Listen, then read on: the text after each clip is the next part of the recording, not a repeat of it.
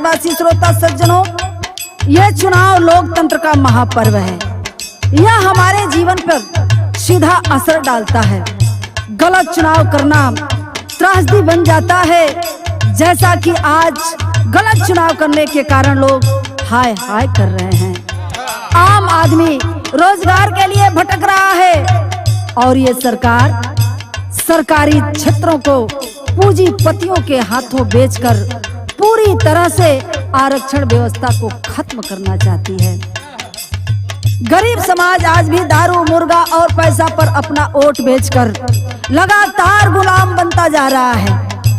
इसीलिए तो मानवर कांसीराम साहब ने कहा था, वोट की हिफाजत हमें अपनी बहू बेटियों के समान करना चाहिए। वोट बेचना बहू बेटियों को बेचने के समान है। लेकिन आज भी उनका संदेश हम अपने जीवन में नहीं उतार पा रहे हैं। इसीलिए तो हम कहना चाहते हैं, क्या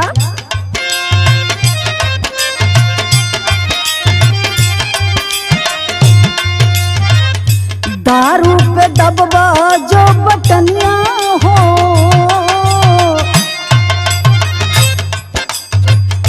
दारू पे दबवा जो बटनिया हो, पलनिया में बीत जाएगी।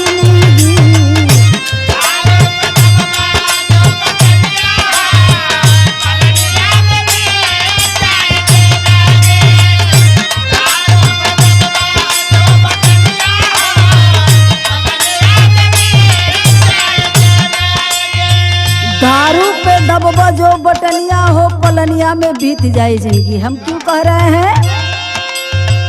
छोड़ी दो पुरानी ये रहनिया हो,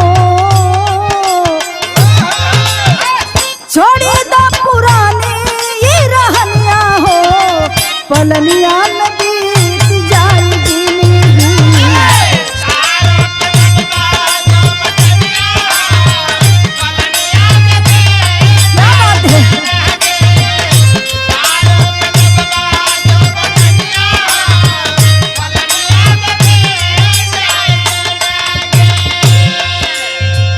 दारू और मुर्गा खा के बनल अनारी,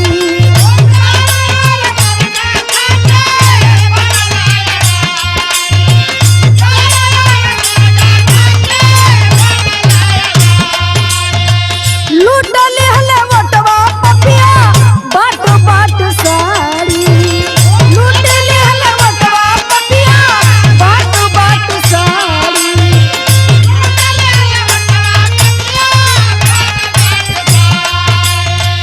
दारू और मुर्गा खा के बनल अनाड़ी, लूट लेहले वटवा पपिया बाट बाट साड़ी। मिलल ना विकास के रोशनिया हो, मिलल ना विकास के रोशनिया हो, पलनिया में बीत जाए जिंदगी। मिलल ना विकास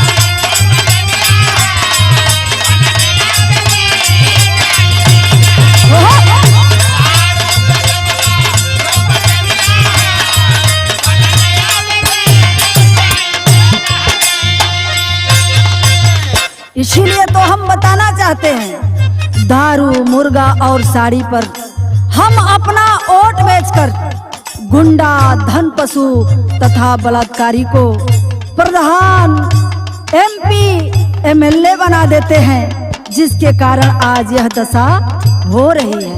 वह कौन सी दशा हो रही है मैं बताना चाहूंगी। कैसे? बखरा तोहार यहाँ छल से छिनातवा,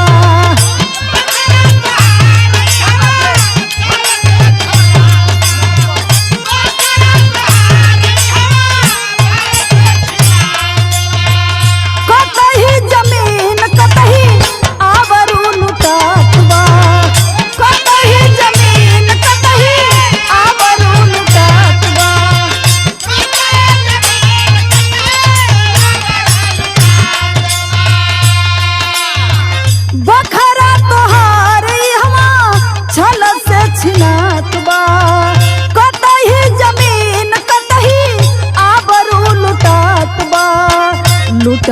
जाली बेटी और बहिनिया हो, लूटल जाली बेटी और बहिनिया हो, पलनिया में बीत जाएगी।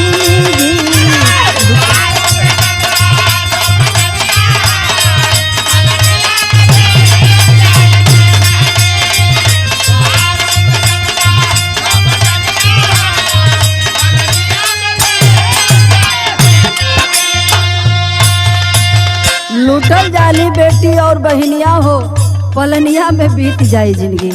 आए मेरे साथियों, मान्यवर कांसीराम साहब ने कहा था, जो जमीन सरकारी है वह जमीन हमारी है, लेकिन आज सारी सरकारी संपत्तियों पर अमीरों का कब्जा है। आप बेघर और बेरोजगार बनकर खाना बदोश की जिंदगी जीने को मजबूर है। इसीलिए तो मैं कहना चाहती हूँ, क्या दिहले आरक्षण जावन भीम के ललनवा,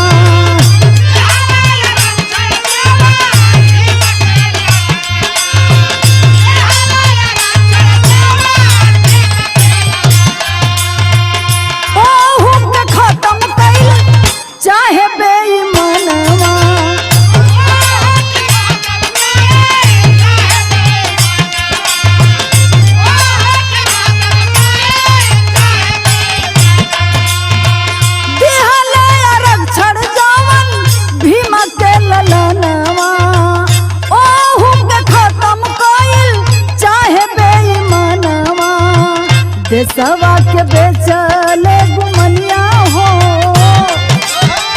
देशवा के बेचले गुमनिया हो, पलनिया में बीत जाएगी।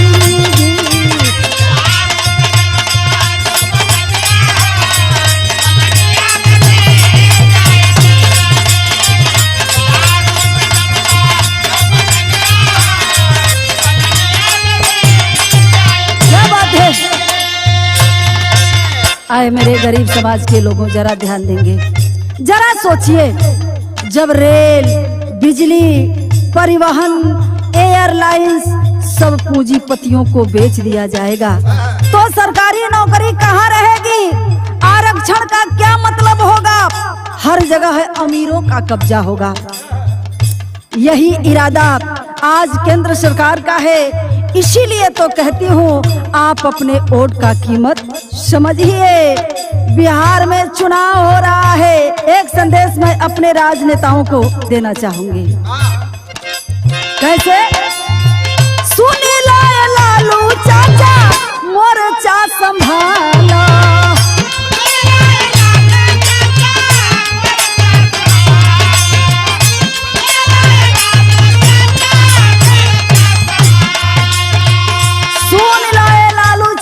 मोर्चा संभाला। मैं कहना क्या चाहती हूँ, बहुजन समाज ले तू गरवा मिला लो, बहुजन समाज से तू गरवा मिला लो।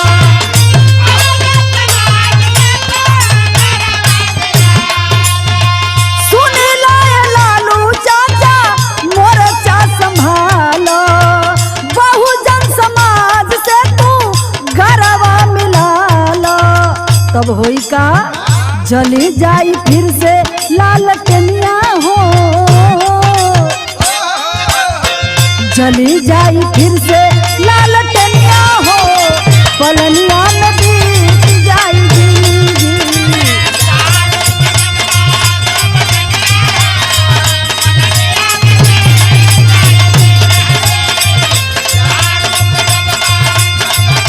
क्या बात है, बहुत अच्छे, जय हो। गौर करेंगे हमारे गरीब समाज के लोगों, मान्यवर कांसीराम साहब ने कहा था, जिसकी जितनी भागीदारी उसकी उतनी हिस्सेदारी। आप सबको ईमानदारी से भागीदारी देकर सत्ता में वापस आइए और गरीबों के मुरझाए हुए चेहरे को फिर से चमका दीजिए। यही पैगाम है सरोज त्यागी का, अन्यथा न लिया जाए। हम पूरे बहुजन समाज के जागृति का काम करते हैं। मान्यवर कांसीराम साहब आज हमारे बीच नहीं हैं। उनको श्रद्धा सुमन अर्पित करते हुए मैं लास्ट लाइन में कहना चाहूंगी, क्या संतोष दोष सगरी अपने कहाई,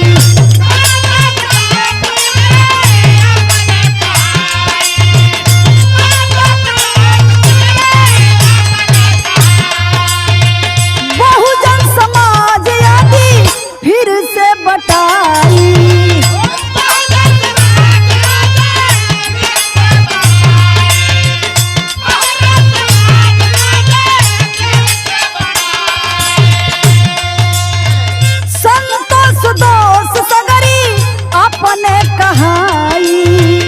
बहुजन समाज आदि फिर से बटाई, मिट्टी ना सरोज पर सनिया हो,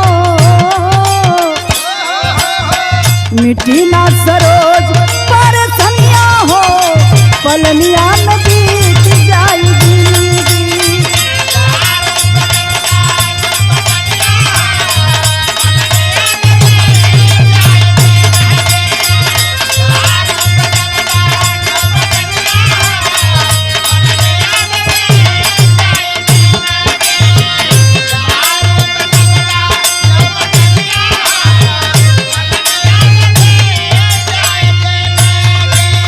छोड़ी दा पुरानी रहनिया हो, छोड़ी दा पुरानी रहनिया हो, पलनिया में बीत जाएगी।